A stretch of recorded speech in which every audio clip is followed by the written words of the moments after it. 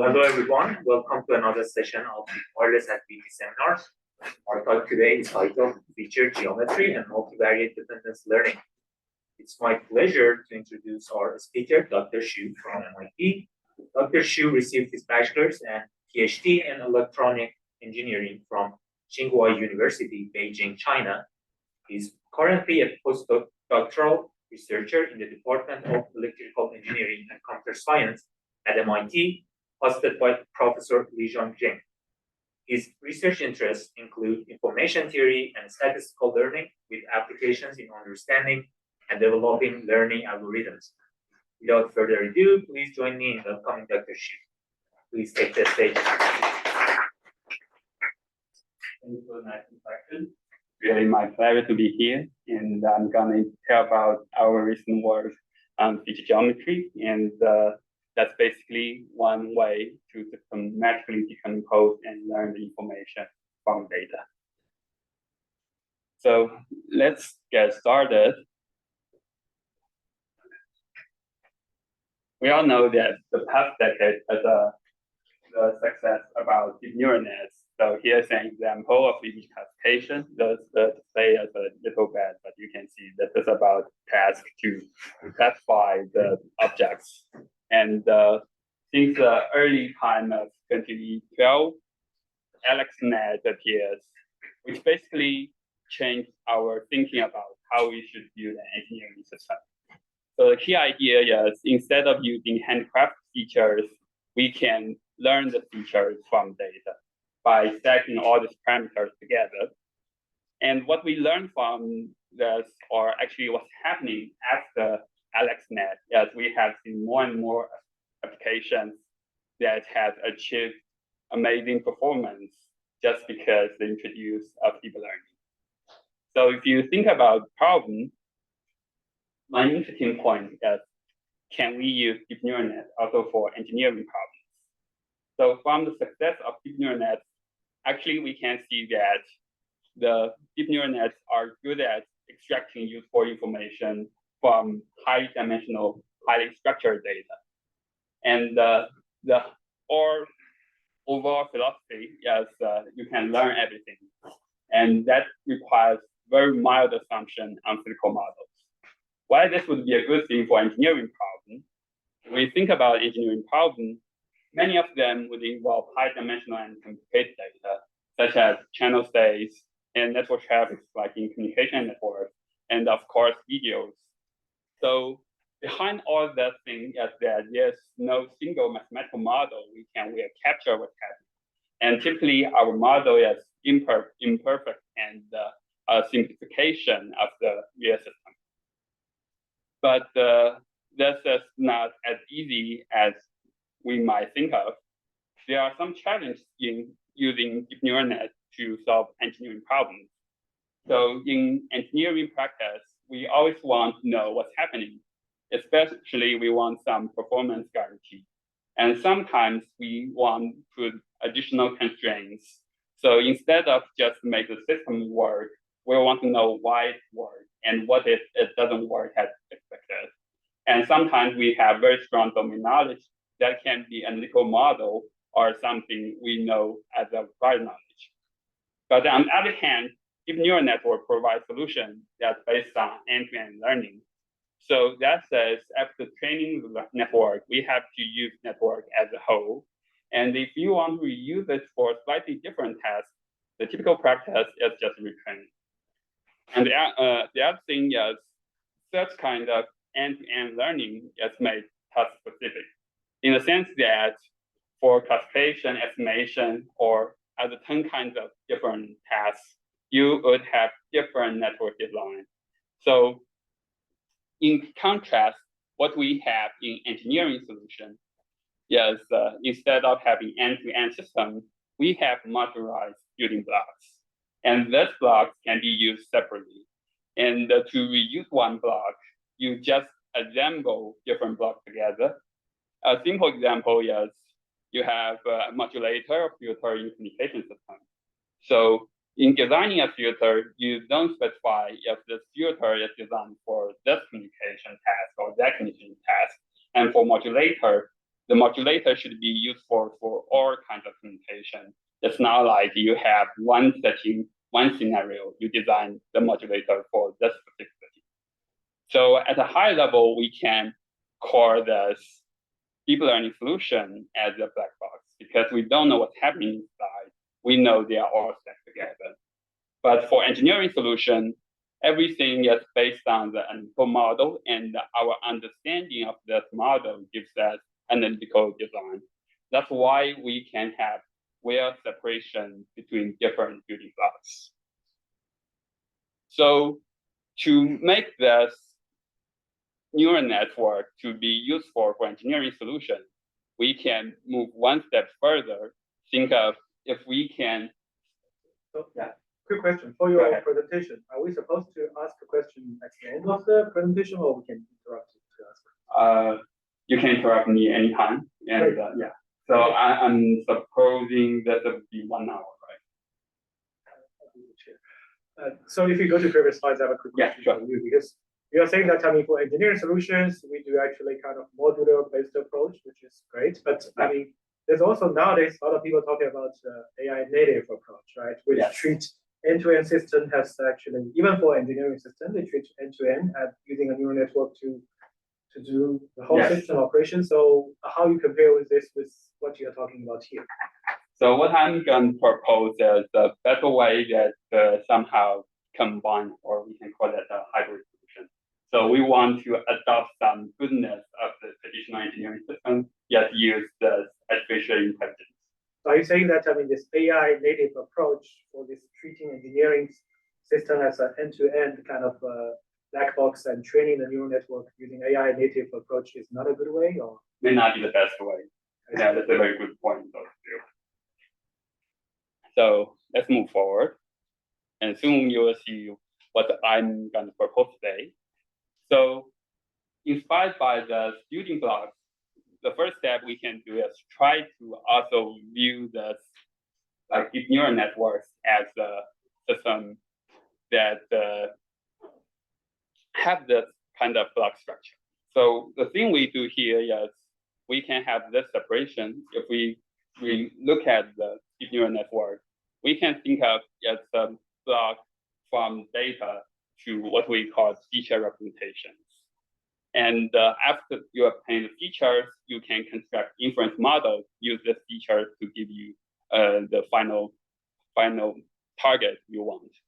So that provides a connection between statistical dependence behind data, and by learning, you get the features that obtains the information or dependence behind data. And with the feature, you have inference model. So a good example is if you think of the classification deep neural network, what's happening is even you have very complicated network, you can abstract all the hidden layers as a good feature extractor. So at the end of the day, you learn some good representation F, and in classification, what you did is just as simple as a linear classifier.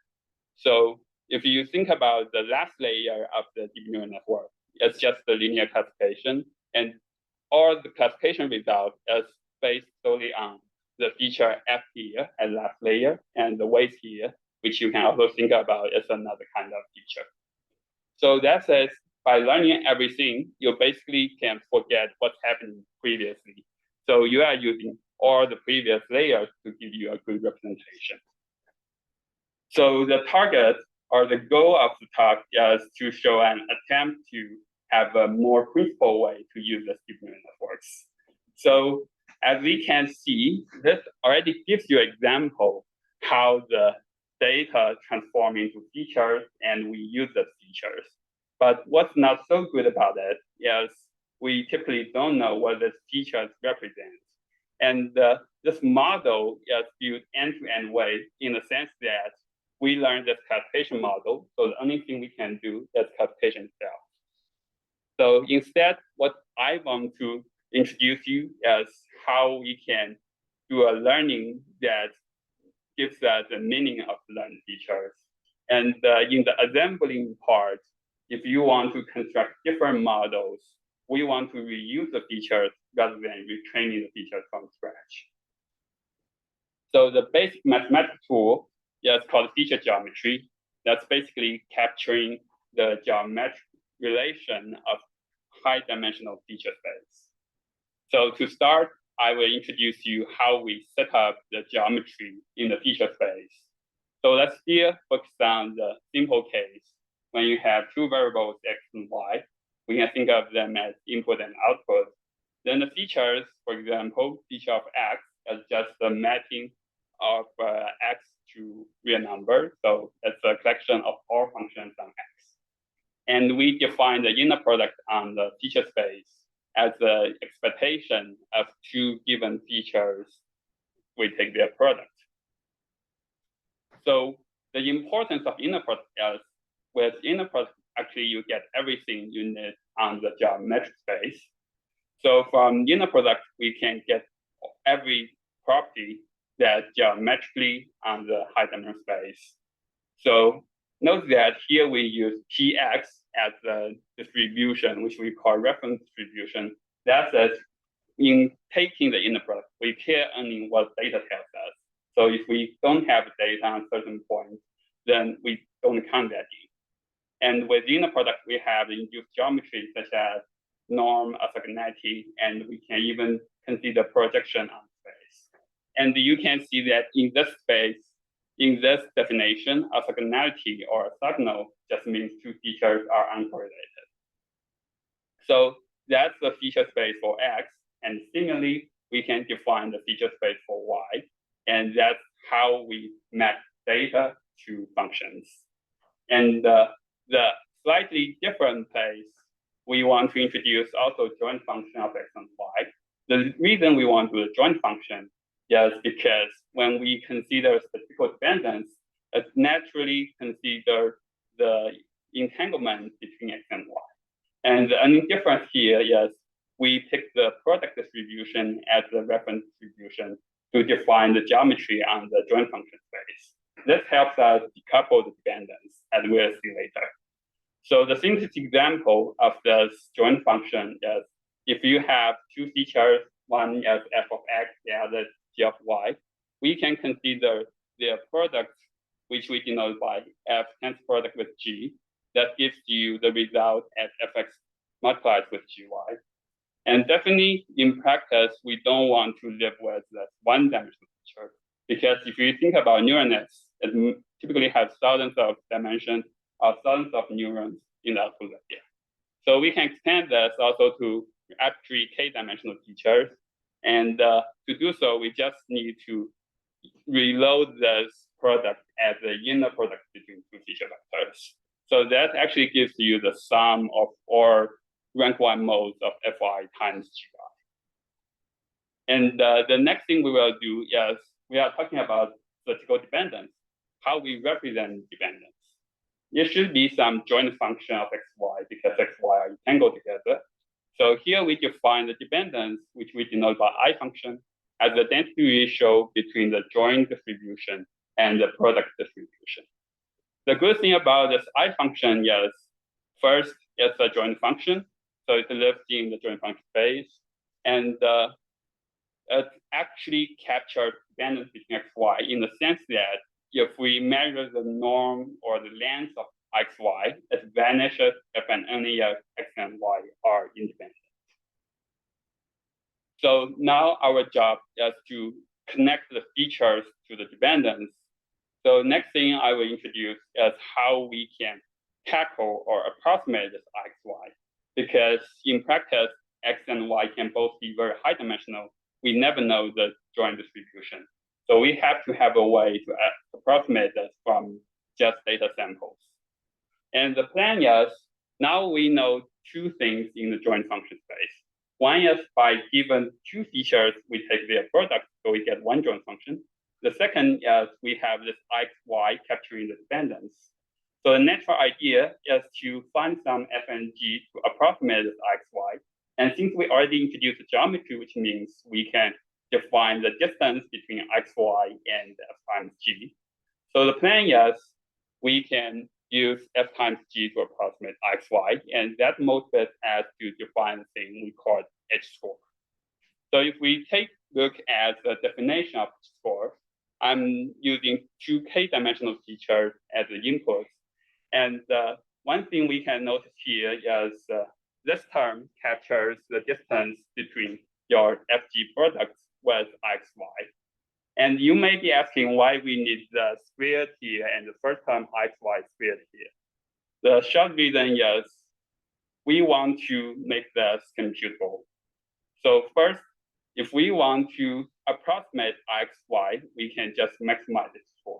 So the only question is whether I can efficiently compute H4 from data. And turns out this construction gives us one nice form. So suppose we just have n pairs of x, y, y, I, then we can easily write out the H4 as some covariance between Fg and variance of F and G. So that says, if without knowing Txy or Ixy, since we never know, we can compute the H4 by taking the empirical average on the data samples. For simplicity, I just show the case for one-dimensional F and G, and for general case, you would need to replace this by trace of some covariance.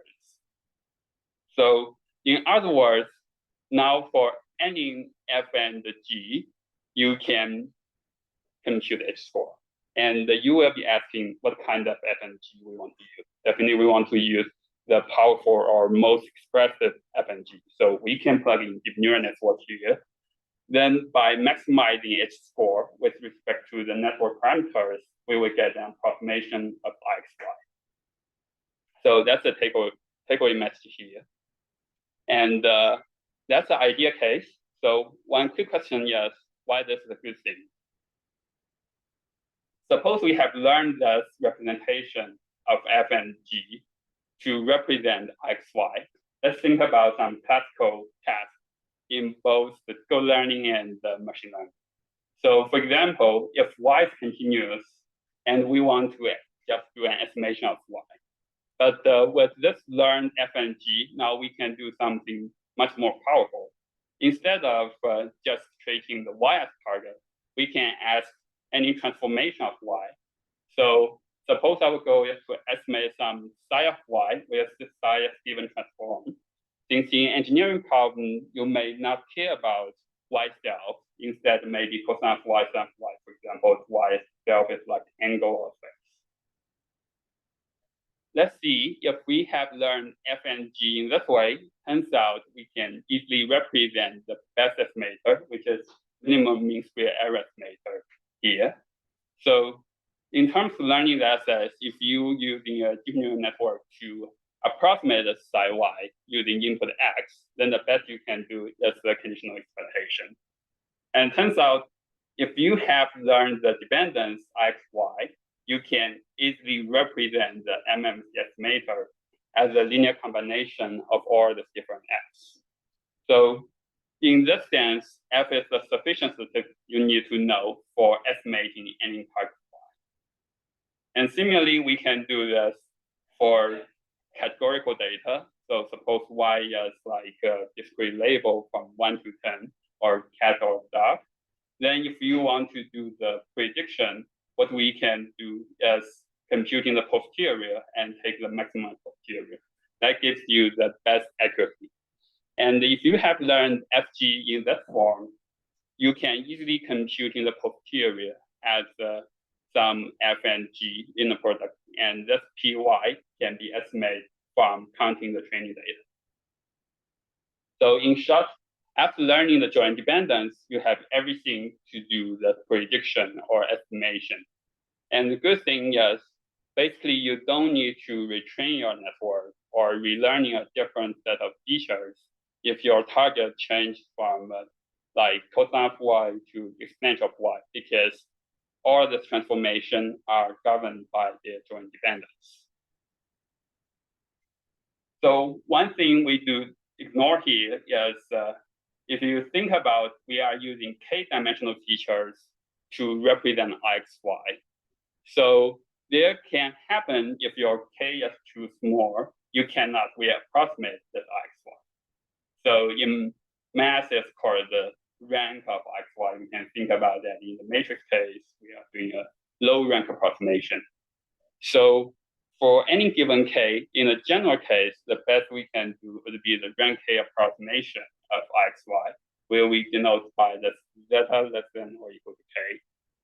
So this actually gives you top k dependence modes. What I mean by top k dependence mode is if you think about the SVD of xy, what you get here is the top k singular mode. So if we introduce the notation of each mode as zeta I, then we can also express the top k dependence mode as the sum of each mode. So that's the relation between low rank approximation and singular value decomposition. But we will find that each of this zeta I as one singular mode corresponds to a rank 1 joint function or the product of one feature pair. But after learning the rank k approximation, we cannot figure out what is zeta I, what is zeta 2, because we just get the sum. So there lacks a correspondence between the learned features and the singular modes.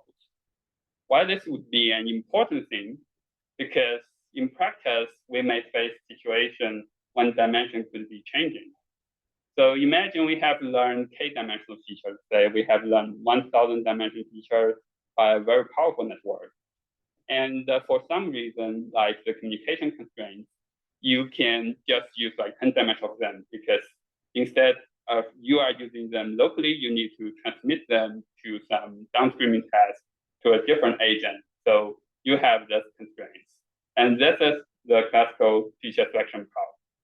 And if we recall what we have shown is, if you want to use d-dimensional features, the best you can do is the rank d approximation. And now you want to move to rank k approximation. And since they are all mixed together, we cannot directly obtain the rank d approximation from the k-dimensional features. One possible solution is you can always try to adapt this to the new task. For example, you can train 2 linear layers, k by d layers, to give you the best d-dimensional representation. But we need to ask ourselves, can you do better? So we have shown that if you have the singular mode, then the top k mode is the rank k approximation is just sum of top k modes. And the best rank d approximation now would be the sum of top d modes. So that suggests that if you get this kind of structured solution, if you have each singular mode one by one represent as feature pair, then what you need to do is just take the first d feature pairs, and then that turns out to be the best you can do without need to retraining. That's what I call net optimality.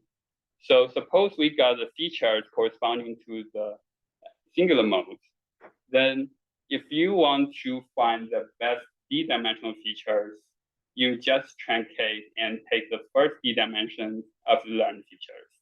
And to reconstruct the best rank d approximation, you just take the sum of the first d modes. So let's see how we can do the singular modes instead of the low rank approximation solution, again by the H-score construction. The simplest case is if you just need to learn one mode, then you will find that low rank approximation gives you rank 1 solution, and that would be the best top singular mode. And for all other cases, that mode would be mixed. So let's start from the simplest case. You have x and y, and the f1, g1 is one-dimensional feature. So we know that by maximizing H-score here, you'll get rank 1 approximation, which is also a top singular. So the tricky part is if you want to get a second mode, now we need to use a different architecture, which I call nesting. So instead of just train some H-score on 2-dimensional data, I make this F1, F2 concatenate together to form a 2-dimensional feature, and G1, G2, also a 2-dimensional feature, to send to the second H-score. The good thing about this nesting structure is if we check both H-scores, the top H-score will say, I want the first F1G1 to give me the rank 1 approximation, which is the first mode. And the bottomest score would say, the best thing I want to do is to have the first two modes sum together, gives me the best rank 2 mode, which is the sum of first two singular modes. So if both such scores are happy, the only solution we will get is the F1G1, the top layer, get the first mode, the second layer, get the second mode. And turns out, in terms of training, we can just maximize the sum of such scores to get this ordered or structured solution. So we can extend this to also arbitrary k-dimensional modes. So it will get a nested network like this. And by maximizing the sum of all its scores, you will get each mode out. So we can compare what we have learned by decomposing dependence with more conventional classification neural nets. So from left, we are learning the dependence between x, y by learning all the singular values and singular modes of x-y dependence. And you will find the solution is unified for different types of data, in the sense that I don't care whether y is created as a label or is continuous. So both x and y can be high dimensional, like they can both be image, and the one can be image or the other can be audio. You can still define their dependence. And that gives us one example how we can separate the feature learning and feature usage. As we have talked before, if you have learned such FNG, when you want to predict a different target psi of y, you don't need to relearn a different set of features. You just have a different linear combination that can be easily computed from data. So in order to reuse the features, you just reassemble them instead of retraining. And another good thing is from the property of singular value decomposition, all the features are orthogonal, and we call that orthogonality means uncorrelated. So different dimensions are naturally disentangled, and we can even compute the singular values, which measures the strength of dependence. So the strength can be measured by taking the variance of the features. So you can imagine there's a dependence spectrum, which gives you like how many nodes you need to use to design a network. And the third one is that we have discussed, we have nested optimality. So as we learn all the features, if you just want to use first like 2-dimensional features or 3-dimensional features, you can just truncate first 2 or first 3 dimensions. So that gives you the optimal feature selection. So with that, we have known how we deal with 2 variables. We learned their singular value decomposition of joint dependence, and we can process everything in the high dimensional feature space. But what's more interesting is when we have more than 2 variables, because in many applications, we have multiple variables. Instead of simple input-output pair, we can have variables serving different roles. And the interesting thing is once you go from 2 to 3, you have more than 1 variant, or you can think of that as all bivariate problems are similar, but the multivariate problem can have different ways to deal with dependence. So here I would give 3 examples. So one is instead of doing x and y, now you want to learn some features, but in the inference part, you have side information s. So in order to learn good feature, now you will be thinking about, I should not capture the information I can already get from S. So one scenario of this is if your feature extraction happens at a remote or distributed agent, you need to send some feature to the cloud. And cloud has much more information as side information. So you want to avoid the information overload. And this example is when you have high dimensional sequential data, you want to know how the dependence is distributed over different time lags or time delays. And the missing modality problem is if you want to make decision of y based on two different variables, think about self-driving, we can have different sensors like camera and LiDAR. But what would happen is sometimes one sensor might fail. For example, there's a leaf falling from the air, then your camera cannot see anything, but you still want to make decisions. So that gives us three different kinds of estimation or prediction tasks. You want to do prediction based single modality or unimodal prediction. So if you only have access to X1 or X2, you will have the prediction. And if you have both X1 and X2, you can do a third kind of prediction. So from the perspective of information, what we want to avoid is to train or learn three different networks for all three cases because they are largely overlapped. So next, I will discuss how we use feature geometry to do the decomposition in feature space and learn the features for the inference. So first one, conditional inference. There are many cases we would encounter the side information. As we mentioned, we have to use this one. And in communication, that's also another case. The side information is simply the channel gain.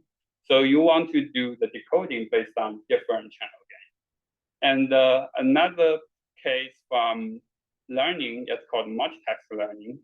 So if you think of the case as there's some finite, as takes finite many of values. For example, you have 4 different kinds of S. Then for each S, your dependence between X and Y could be potentially different.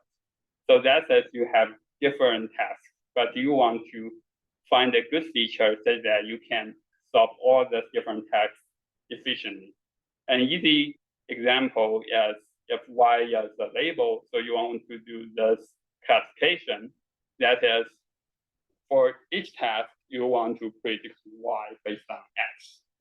So one simple learning solution is you still apply a large feature structure F to learn some F of X.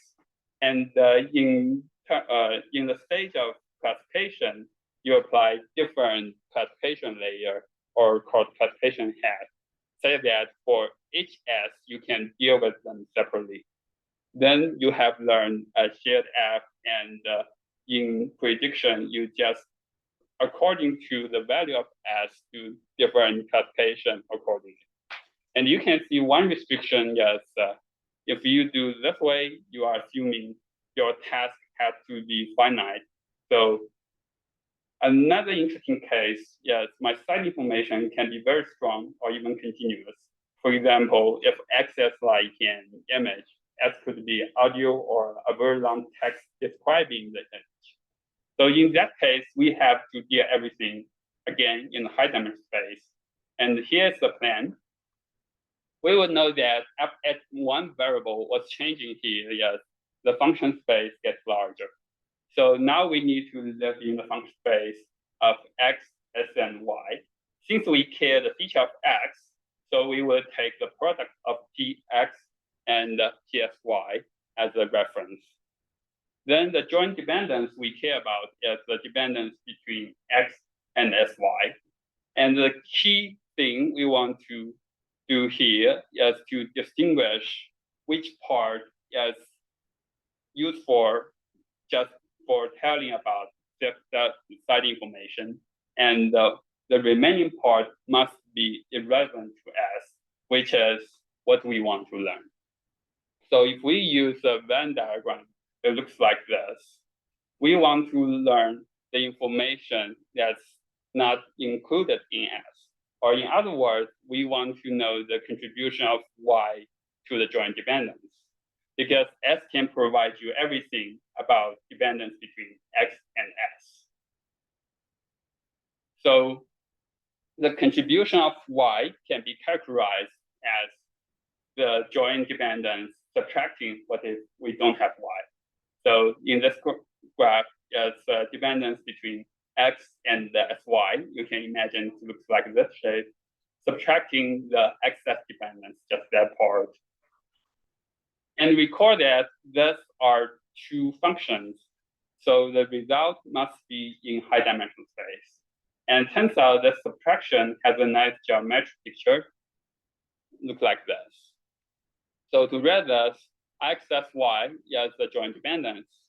And we can define Markov plane that is, or the I function corresponding to distributions satisfying the Markov chain x plus y.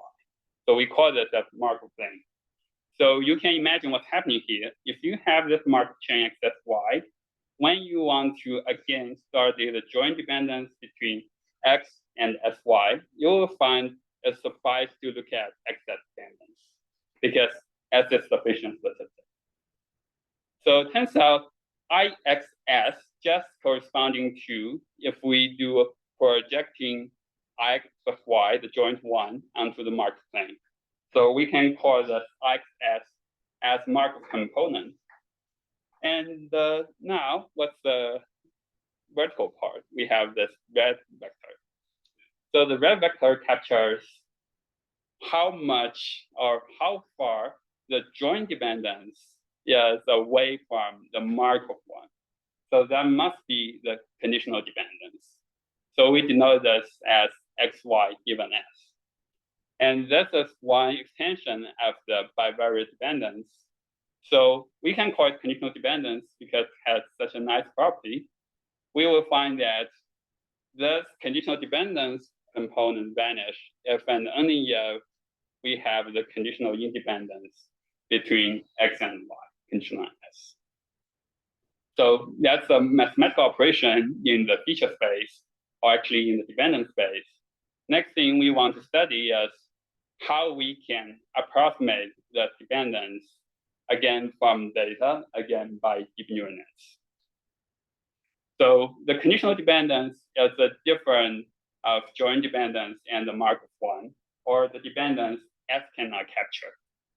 So our plan is, let's see how much S can capture. That would be a network to learn the dependence between X and S. So you will learn some feature, which I call bar G bar T. And to get the incremental part, we would again apply the nesting trick. So now the link at bottom would have S and Y together as the input. So if we look at the bottom part, it's trying to learn the X and SY dependence. And by this nesting, what would happen is the top link would learn XS dependence, and the bottom link would learn the difference of joint dependence and the Markov component. So the optimal solution gives you two components separately. And with this, we can easily measure the strength of conditional dependence, which says if you really have the conditional independence, what would happen is the bottom link can learn nothing because SY dependence would be as good as X dependence. So reflecting back to feature space, the features FG you will learn here would be approximately 0. Again, if you have get both components, now you can do some prediction tasks, and that's a conditional inference by just assembling the features. So one application of this, as I have mentioned, is you can do this to do user detection. So here is the classical multi-user detection problem. You have two users, X1 and X2, and you suppose X1 takes BPSK and X2 is to AM. Your received signal would be something that looks like this, still subject to noise. So you will get a lot of clouds over in this point. And your task is to figure out whether the point coming from red cloud or the blue cloud. So as we can see here, the channel state or the noise level can be natural choice of site information. And after learning the site information, what will happen is you don't solve one problem for a given channel gain. Instead, you will get all the prediction for actually changing channel gain. So to get a rough sense how this problem can be non-trivial, we can have some examples. These are examples when you tweaking the value of the channel gain. So in the simplest case, the two clouds are far away apart, so the classification or distinguish can be very easy. But when your channel gain is not so friendly, you will get really highly nonlinear decision boundary. That's something we call deep fade. And here's the plan. We just use the side information learning. So the only difference is notation-wise, now the target is received a sense symbol. So hold on, sorry. Yeah, Go to the please. other slide. Yeah. I'm not sure what they are showing you. Can you elaborate sure. a little bit more? So what is the blue and red? So these dots are the ideal case if you don't have noise. So that says H, X lies here. And because your X1 and X2 have different possibilities, so in total you should have 32 possibilities of that points. And with the noise, each of them are covered by a Gaussian. So what's happening in the space is you have one mixed Gaussian, sum of 16 clouds, and the other mixed Gaussian. In order to do the classification, you want to find which probability is larger. So by plotting the posterior probability, that's the best you can do. And the best classification is to compare this with 1/2. So the blue region shows the place where you should decide blue, and the red region shows the place you should decide the red. And X and Y as the received signal. That's a one-dimensional complex number, so we can use two-dimensional graph.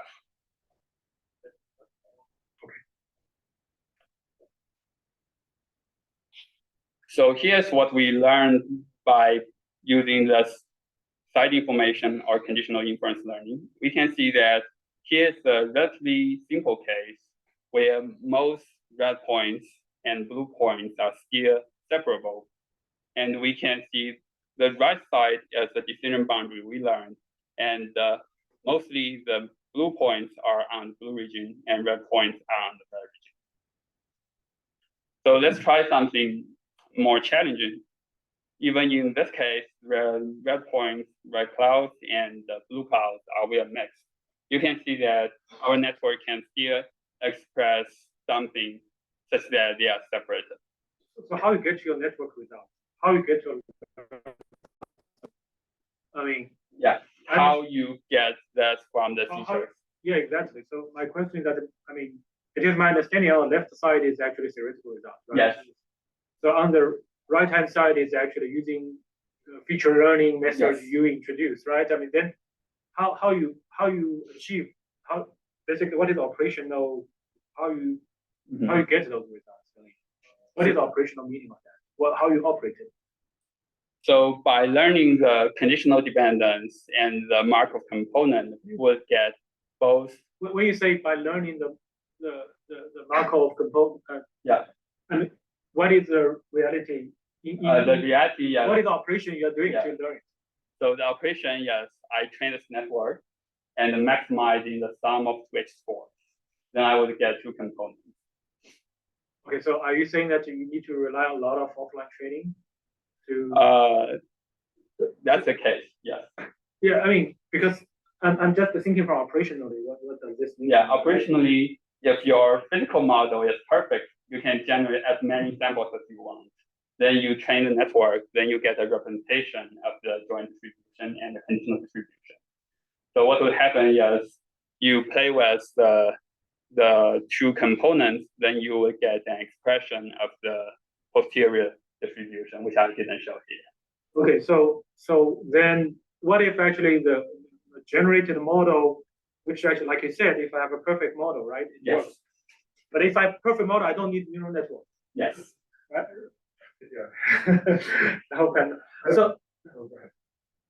so then the thing that, I mean, what if I have a model which is not perfect, I generate actually, which, I mean, this if my understanding correct, right, I mean, in order for you to make it work, you need a lot of training sample to train the neural network, right? Yeah, but for this model, it's free. It's free means because you assume they match. Oh yeah. but I'm saying that, I mean, I'm just thinking about how to utilize this in reality, right? I mean, Yeah. operations. So you can have a model to start with, which the model is not perfect. And then I can use that to generate whatever actually samples I have, which I can see the generative AI, which is based on those concepts. And once I generate it, I can train the neural network. And then what if actually I take it online, for example, to make it for a real problem, which is different from the model I'm using, right? Which is that is actually I care about, because if model works, then we don't need the neural network, and if model does not work, then that's how I can modify this. Sure, that's a good point. So do you have any like sensitivity on There's score. you mean there's channel gain, right? Channel. Yeah, so what I showed here, the result is very sensitive to H. Yeah, But that goes back to the practical aspects of it. It's very sensitive on H. Channel. oh yeah, you mean the channel estimation may not be perfect. That's a good point. The channel estimation usually is not perfect. In fact, Yeah. usually it's So both the reticle result was subject to the same estimation error. right. And somehow we found that the neural network version would give you smoother estimation, because the analytical model typically relies too much on the underlying. Yeah, that's the problem I'm having. I mean, of course, not problem. The question I'm having is that if you generate sample to train your underlying neural network, which you show here, rely on certain generative model, and that generative model That's not perfect. is not perfect, then how we deal with it in real life, or how we deal with it to take it into apply for engineering problem, which is really not actually perfect, right? Which is not following that model. Then how we deal with that? So the short answer would be that would be a good starting point. And the reason we start with that is because online samples are too expensive. I know. But after you get online samples, you can further fine tune the models so that that's exactly my point. Is that, I mean, when you say further fine tune the model, do you know which knob we should tune? So so basically, we can tune the knob, but which knob? There are so many knobs, right? Yeah. For example, even here, what you show, there's not such a neural network, right? I mean, also which layer of the neural network, which part of that, I mean, which F we should tune and which G we should tune. So these are actually, I mean, I'm curious about that. Sure. That depending on how much knowledge you have about how the model changed or how the mismatch pattern goes over time. So the ideal case, if you know the pattern very well, you know which part to tune. But the purely data-driven case, if you know nothing, you can still fine-tune it. Right. That would be the learning process. Unfortunately, that is a big challenge, in fact, actually. But it's nice to see, actually. It can serve as a very good starting point, which is actually nice. Thank you. So I will move forward. Sure. The good thing about this is not like we get perfect as good as the retro result. Is that by putting different edge, we don't need to retrain the network to get a new decision. So when you say this edge, is this estimated edge or? So now we assume perfect information. Okay. But in practice, it will be estimated edge. That's true. So if you have perfect, so have you ever looked at actually the imperfect edge's impact on the theoretical result and as on your learning result? I assume actually even for theoretical result, right, you have imperfect edge in reality, right? But the impact of imperfectness of this edge may be different for their result and this result. It will be interesting to look at how that plays out, right? I mean, in terms of because you are training based on perfect edge to some extent, right? I mean, but the short answer is because the network cannot change too suddenly, so it's smoother version. So in some sense, it would be less sensitive to the imperfect edge. So that's your conjecture. Yes. So your conjecture is that your method will work smoothly. Yes. More smoothly with. I mean, I can see some of your points, but it will be good to see, right? Sure. Yeah. Thank you. I just have one question here. During training, for example, your H1, H2 are sampled from a certain distribution, right? Yes. So when we go online, for example, our channels are from the different distribution. Then even for the perfect channel knowledge case, the theoretical result will still give you some like interboundary like that because we are using MAP. And on the other hand, the learning results may perform bad because the the distribution during offline and online would be are different, right? So in that case, how can we change the network, fine tune the network to like which part we should change to make this work? So first, I will comment that our reconstruction is also based on posterior. So you are mentioning that the prior of edge may change, but posterior, technically the expression would be the same. But for training, there's a potential issue. If your edge is too far away from the edge you have seen from data, then it could possibly give you a very bad estimation on this posterior. So that's a difference. In other words, if you want your model to be robust to as many of the edge as possible, it's better than to see the edge during training.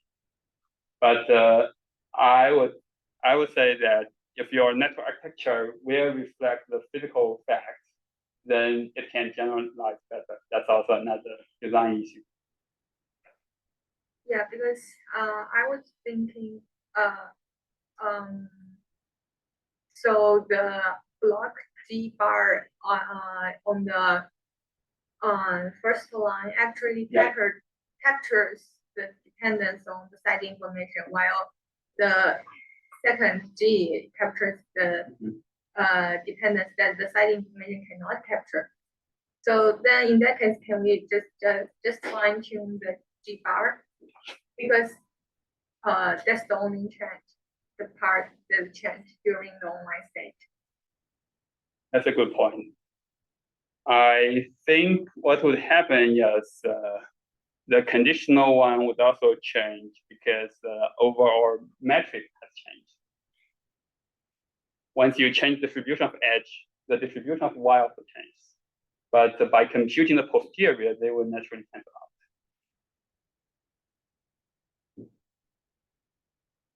So let's move forward to the next example. I will quickly go through the sequential data case, which basically just extends the analysis to a sequence instead of 3 variables. But the basic idea is here to distinguish different kinds of dependence. So we have many kinds of sequential data, and what we are interested in is to use the sequence to predict some target. And the special case is called autoregression, if your target is just the next value of the sequence. And instead of doing a pure prediction, we want to clarify how the dependence is distributed on the history. Since in many applications, we care about the delay that defines the effective order or how much memory you need. For example, if your model is just a Markov chain of first order, that says you can forget everything except the most recent one. So to do so, we introduce a new decomposition on sequence. And the way we do that is by looking back. So now we're standing at the current state. And we can think of the problem if we want to predict or learn the current state based on previous state. Then we know this case, we just care about dependence between current one and previous one. And similarly, we can extend the time window by looking at 2 states. So we will get the joint dependence between X naught and previous 2.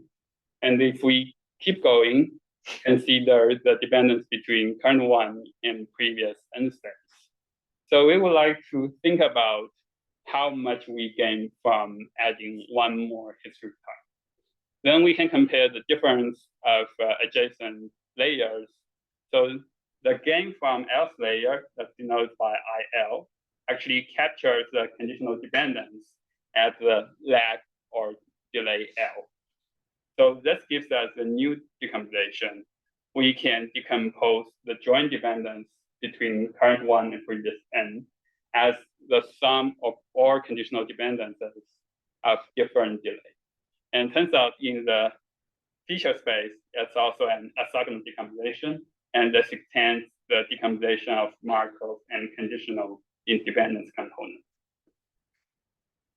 So to learn such dependence, we can get a similar nesting structure like this. On the right side, this is the target we want to learn, the current state. And the previous side, or the previous historic terms, are ordered from top to bottom. So if we check the top L branches together, like the top 3 branches, it captures dependence between the current one and past L states. And by learning all these features, it gives you a way to do the estimation or prediction of current state based on past. But if we check just the third branch or any else branch, it gives you the conditional dependence at a certain lag.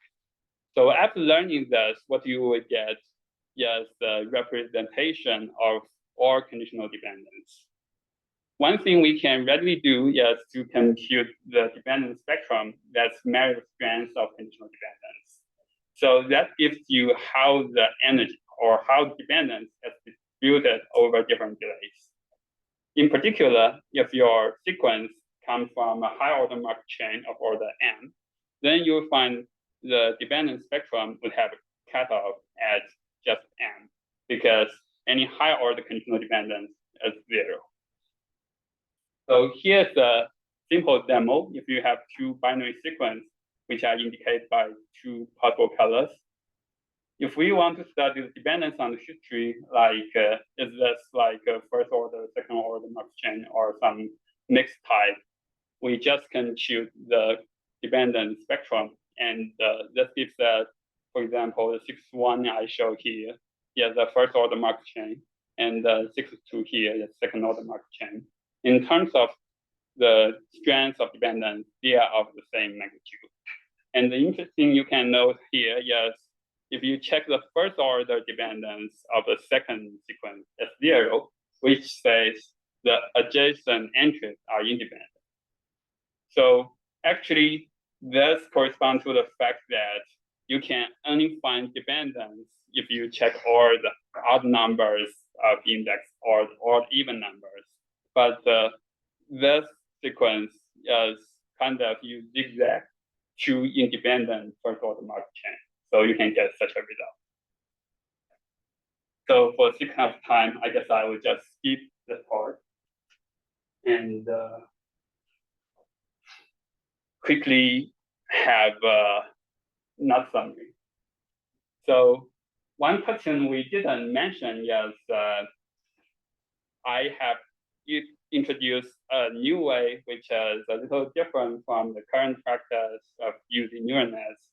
So we would like to ask how this is related or why this would be a good thing. The first perspective we took is from information theory. Actually, this framework tells us information has direction. It's not like you just take a scalar value as entropy as mutual information. Instead, to fully capture how this information means, you need to move into feature space. And that gives us a correspondence between dependence and joint distribution, and the information is carried by features. So the feature informativeness can be characterized by the distance in the space. In particular, I got the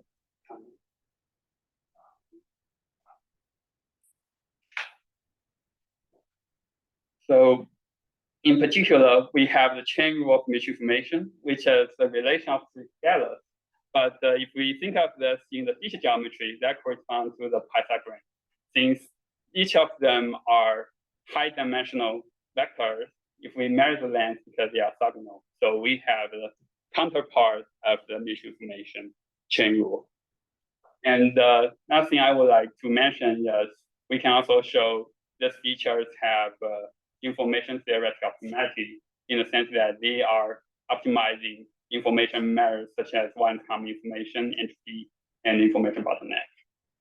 So the second perspective we can take is in statistics, the features we learn from decomposing the singular mode correspond to the maximally correlated features. So that's called XGR maximum correlation. The setup is if we want to consider the correlation between two transformed variables, like for given x and y, you can pick one function of x, f of x, and g of y. If you want to maximize their linear correlation, then the solution would be the singular modes, as we have learned from the nesting. And the multivariate case just gives you an extension how we extend this maximum correlation to multiple variables. This also corresponds to the optimal transformation studied by Freeman in 1985. So next perspective, in the special case of classification, it's interesting to compare the classification results from H-score and the classical log loss or cross entropy, because we know log loss is widely applied. And turns out in this case, Y is categorical, so the G network can be designed just as a linear layer, which is expressive enough to express our functions. And you'll find that the maximization of its score can drive different classes far apart. So here's a demo we can get from learning MNES, which I use 1,000 training samples, extract 10 dimensional features, and visualize cheaply. So you can see that its score gives you better separation than the log loss. And also, we can see that the features we learned from our framework deeply connect to the classical algorithm from deep neural nets, the multi-head deep neural network for multitask learning, and also support vector machine by considering specific analysis regime.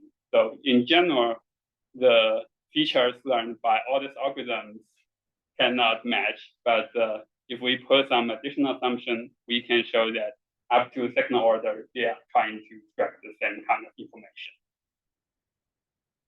So here I will take a short summary. Here's what we have seen. One is we can operate features in the high dimensional space, and the basic computational method we use is the training H-score and the nest H-score. So this gives us one implementation of this feature-centric information processing. So we have seen how we can separate feature learning and feature usage. And in assembling them, we are reuse the knowledge, not retraining or relearn network. So this provides one learning solution to solve engineering problem, which can be multivariate, which can have multiple constraints. And to some extent, it's engineer a learning system. So we are building neural nets as using this as blocks to build a large system. And if you are interested, here's the archive paper for the work, and we have a short blog illustrating what's happening with some PyTorch demos. So I will stop here. Thank you for your attention.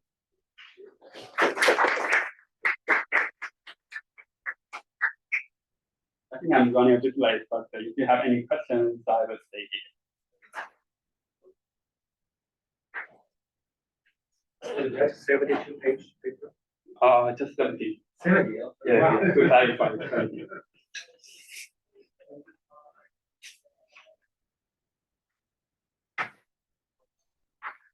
One of with all the decomposition, are you always guaranteed to find a solution? Yeah, that's a very good point. So our current framework is building on top of the teaching structure, and the complementary part is where we can approximate the solution. So that has to do with the network architecture, the data, and the training method. Yeah. So I would view that as the complementary part. So all the conclusion is assuming the network has good enough learning and expressive power. But the good news is we know there are many works working on designing better and better methods. So for any new design or the state of art optimizer and architecture, we can just do the same thing. Because their features are not always orthogonal. Then what happens here? So You mean what if the features or the features expressed by the network itself cannot be solved? Yes. So here the functionality in this figure, in this framework, is actually uncorrelation. And what we can show is that instead we can put very mild assumptions. Even your network is not very expressive, as long as the final layer is a linear layer that allows you to move in a linear subspace. In that case, you can guarantee all the features are orthogonal, but they are orthogonal subject to the subspace. It's like instead of learning optimal one, you learn a mismatch or project one. They are still orthogonal. And I like to mention actually one special case is maybe I need to go. Yeah, we don't go there. So in the nesting, you remember we have all the singular modes. And I mentioned that's the most correlated part. But if your network is just a linear network, that says all your FNG are linear features, which is definitely not expressive, then you will learn the solution of canonical correlation analysis, which is the most correlated linear feature. So that's a case where you don't have good express power, but you still can't get a Yeah.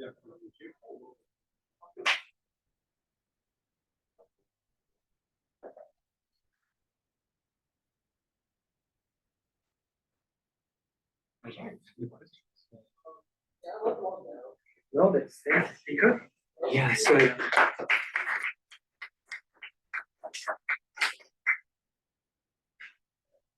okay, thank you for joining us for this other session, very late in the semester. And thank you for, I hope you have enjoyed your stay in Blacksburg. Thank you again. Have a good day, everyone.